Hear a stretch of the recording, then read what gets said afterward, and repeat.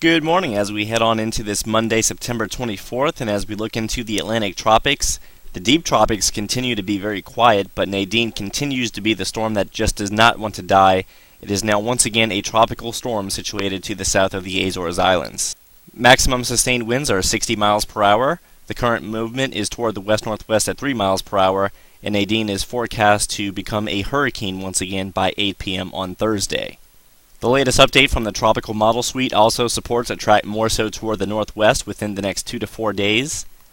And the latest run from the GFS Ensemble members shows a track more so toward the northwest, followed by a turn toward the northeast, but hopefully ending up north of the Azores Islands once and for all. On the latest satellite imagery, you can see the center of Nadine situated due south of the Azores Islands, and although it's currently lacking much in the way of convection, you can still see that it has a well-defined surface circulation.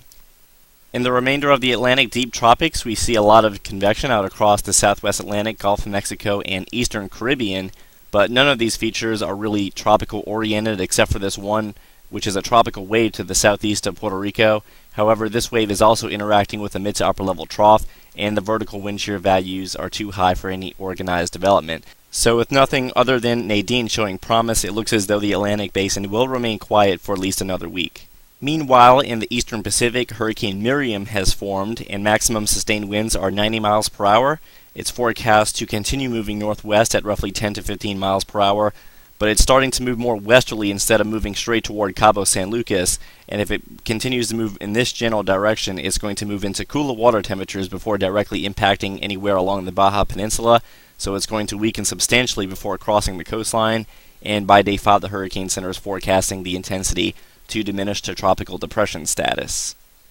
The Tropical Model Suite shows a gradual bend toward the Baja Peninsula, and the same can be said for the latest run from the GFS ensembles. Miriam may continue to intensify over the next 12 to 24 hours, as indicated by the model consensus showing a Category 2 hurricane within the next 24 to 36 hours, followed up by gradual weakening as the storm moves over those cooler water temps.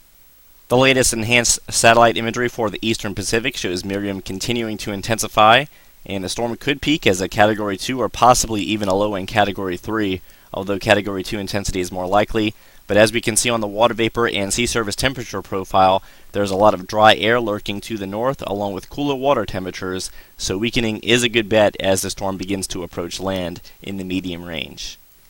The latest ECMWF model run shows Hurricane Miriam situated to the southwest of a ridge centered over northern Mexico, and over the next 24 through 72 hours we can see that the ridge is going to steadily break down as the trough begins to develop over the southwest United States. This is going to be the system that pulls Hurricane Miriam toward the north into those cooler water temperatures, and as we go on into days 4 and 5, whatever is left of the tropical cyclone is now below tropical cyclone intensity and likely interacting with the Baja Peninsula in the form of some higher surf and some potentially isolated showers. Elsewhere in the eastern Pacific and the Atlantic, the tropics are expected to remain quiet, and we can still see tropical storm or potentially even Hurricane Nadine situated to the south of the Azores Islands even by day 5.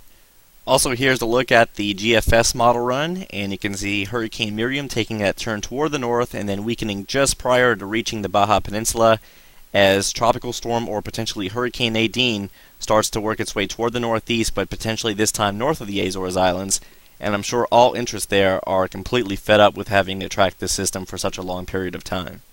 And finally, as a bonus feature, this is a quick look at Super Typhoon Jelawat. We just got finished up with Super Typhoon Samba out there in the western Pacific, and now we have another one situated just to the east of the Philippines, so it continues to be a very active period out there in the western Pacific. For all of the latest information on this storm, visit 28storms.com/typhoon, where you will find more in-depth exclusive video analysis available for the typhoon out there, along with any other tropical activity near China and Japan.